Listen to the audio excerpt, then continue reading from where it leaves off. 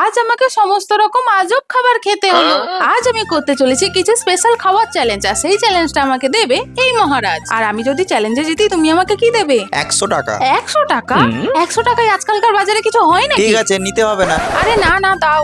100 টাকাই তাই কোথা থেকে পাই আমি? এখন না, আগে চ্যালেঞ্জ পূরণ করো, তারপরে টাকা। ঠিক আছে, দেখি তুমি কি লিস্ট বানিয়েছো। তো সবার প্রথম আছে ম্যাগি উইথ আইসক্রিম। ম্যাগির সাথে আবার আইসক্রিম কে খায়? খেতে হবে না। আরে না না, 100 টাকার জন্য তো এইটুকু করতেই পারি, তাই না? তাই আমি ঝটপট চলে গেলাম আর বসিয়ে দিলাম ম্যাগি। আরে দেখো, আমার ম্যাগি রেডি, আর এটা হলো আইসক্রিম। দুটো অল্প করে নিয়ে খেয়ে নেবো, ব্যাস চ্যালেঞ্জ কমপ্লিট। আরে এইভাবে হবে না, ভালো করে আইসক্রিমটা ম্যাগিতে মিশিয়ে খাও। হ্যাঁ বুঝতে পারছি, তুমি আজকে আমাকে শান্তি দেবে না। ইস, দেখতেই কেমন লাগছে, এটা আবার খেতে হবে। খাও। এবারে নেক্সট চ্যালেঞ্জ হলো রসগোল্লার পকোড়া। দাদা, আমি এসব খেতে পারবো না। দাও। না না, খাচ্ছি।